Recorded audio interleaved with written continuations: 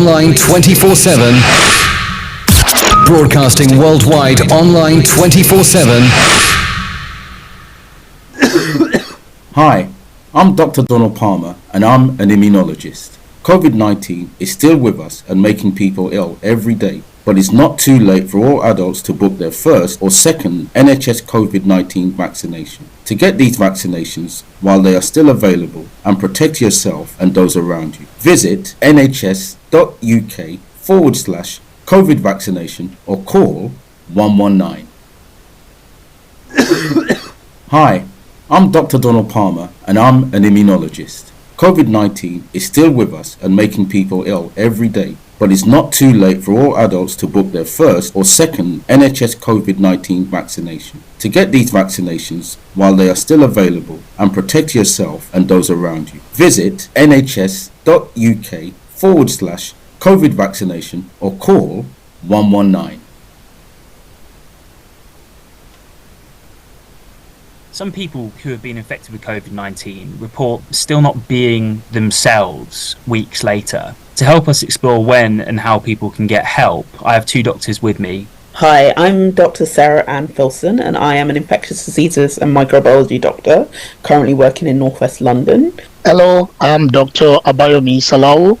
I'm a consultant in rehabilitation medicine at Castle Hill Hospital in Hull, where I lead a specialist long COVID service.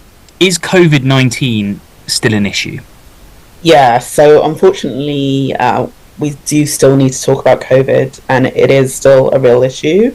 It's basically endemic now within the UK and across the world, which means that it's still there and it's still making people unwell, and we're still seeing people in hospital with active infection as well as the long-term consequences of that. So one of the important things I always say around this is if you haven't yet had your vaccines, it's important that you still do that, and you can still book for them, either by using the NHS website or by calling 119. And we know now from lots of evidence, and this is real world evidence as opposed to just data from trials, that actually getting a COVID-19 vaccine is the easiest and safest way for you to protect yourself against serious illness. And also, over time, we know, unfortunately, that immunity does wane. And so even if you have had COVID, it's important to consider vaccination. There are also some areas of the world where you still need a vaccine certificate, and so that's another reason to get it. We're hoping today to talk a bit more about kind of some of the other consequences of COVID and just help people understand what to look out for in relation to it. As Sarah alluded to, we're still seeing a lot of people affected by COVID-19 symptoms many months long after they might have had the infection. And there is no way of knowing who will develop or who won't develop long COVID symptoms. So, as earlier stated, getting vaccinated and having all the right protection is the best way to go. Yeah, I think that's really important to note, because I think often when people think about long-term consequences of COVID, they often relate it to people who have had severe disease. And I think one of the things that I've noticed, especially from the work I do within the community, is that often some of the people who have these long-term symptoms that we're going to talk a little bit more about actually may not have even had a very severe disease in the first place. They may not quite understand or know what their symptoms are a result of, but have noted that actually they've come on around the time of their infection. Yeah, I think from our own perspective, running a long COVID service, most patients, by the time they are referred to us, there is some knowledge in terms of, some of the symptoms might be related to long COVID or not. The rather interesting thing about COVID is we've had patients who've had infection through all the different waves of the pandemic.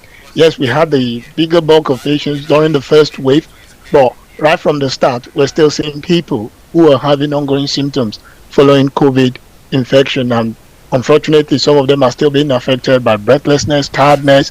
We've also had people who've had COVID in the last year who also have developed symptoms. And many of these patients are previously fit and well in working age group.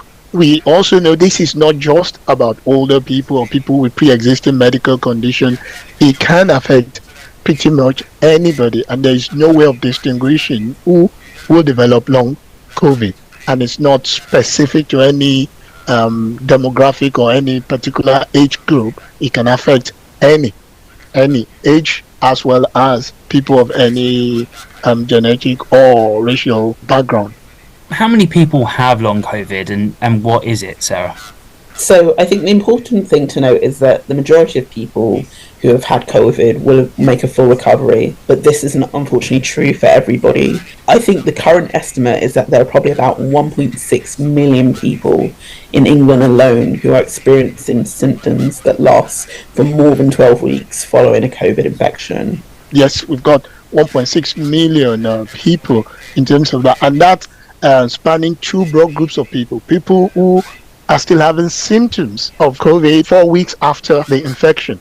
So those are people who probably will describe as having ongoing symptomatic COVID.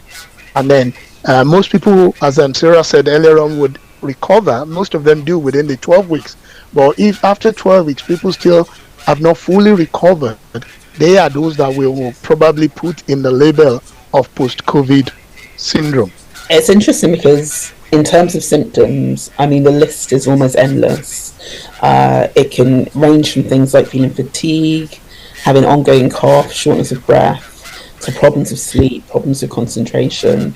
If you look up on the NHS website, actually, there is a long list of possible symptoms that people may have related to long COVID or post-COVID syndrome. So it's important that if you think that you have these symptoms, that you consider looking into it a bit further. There are well over 200 symptoms that have been described and reported, and yeah, also the symptoms are not there all the time. It can fluctuate, and people sometimes even report episodic events in terms of some of the symptoms. So it's not necessarily constant all the time. It can fluctuate with some of these patients. So how important is it that people get help? It's very important that people get help. One of the things you can do initially as kind of a self-help thing is you can look at a great website called Your COVID Recovery, which again can list some of the symptoms, but also how you might be able to do things in terms of your own lifestyle in order to improve them. And then if you feel that these symptoms are still having a massive impact on your life, then you should definitely contact your GP. Your GP may not straight away refer you to a specialist centre, but they may want to do a few tests initially, and they may want to rule out that there isn't something else going on as well. I think that's also really important for people to know, that we want to ensure that people who are having any kind of health problems or any health symptoms that they're worried about do seek help and do visit their GPs if there are things that they are worried about. What I tell many patients is if there's a particular symptom that's worrying you or anything they're worried about, it's quite important to tell their doctor, their GP, when they see their GP. Actually state, this is what I'm worried about, this is what I'm experiencing. And they will understand, they will be able to listen and direct you into the right place, or put your mind at rest and basically explain some of the symptoms or what you're feeling or what you're experiencing in there. So it's quite important to really let your doctor know what is worrying you. So what can be done for long COVID, Yomi?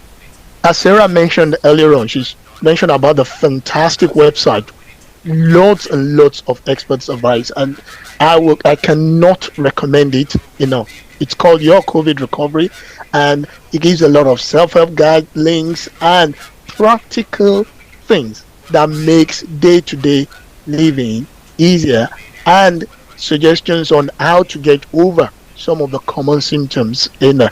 I run a long COVID service in Hull, and we've got over 90 similar services across the country, which has been established over the last 2 years. And what we try to do is offer a comprehensive service that looks at not just the symptoms, because we also request quite a few investigations before patients are referred in, and we've been able to pick a lot of secondary conditions which are not necessarily COVID, but all of these combine together to impact on patients. So we also offer psychological input and support for many of the patients. And in addition, we also look at vocational and occupational issues because, as I stated earlier on, many of these people are working age group people. Many of them want to return to work. And as we all know, work is part of what contributes to our health.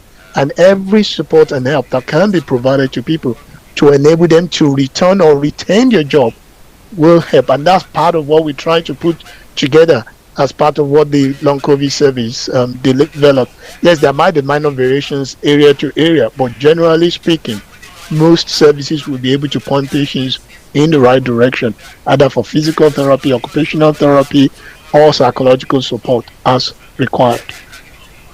And finally, Sarah, does the vaccine protect against long COVID? Thank you. Well, as the old adage goes, prevention is better than cure. So we know that COVID-19 vaccines are the best way for you to reduce your risk of severe disease with COVID, and that includes hospitalisation and death related to it. But we also know that it does reduce the risk of getting COVID overall. We also now have a lot of, again, real world data and kind of studies that have looked at the benefits of COVID-19 vaccination on long COVID. And the evidence does suggest that it does reduce your risk of long COVID. And there may even be some evidence that it may actually even be helpful for people with long COVID, although there are still ongoing studies around that. I think for me, one of the things I always say to people, I think it's really important, is it's not too late for you to get your vaccine. Even if you haven't had your first or your second one yet, please do consider booking a vaccine because they really are beneficial and do reduce your risk overall of COVID. Thank you so much for joining us. That was really informative. Thank you very much for having me. Thank you for giving me the opportunity to join your show. Thank you very much.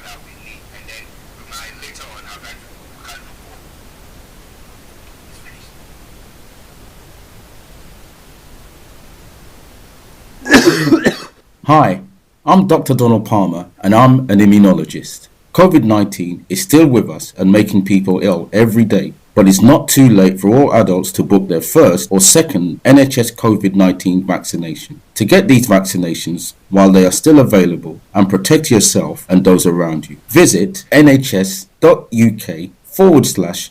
vaccination or call 119. Hi, I'm Dr. Donald Palmer and I'm an immunologist. COVID-19 is still with us and making people ill every day, but it's not too late for all adults to book their first or second NHS COVID-19 vaccination. To get these vaccinations while they are still available and protect yourself and those around you, visit nhs.uk/COVID vaccination or call 119.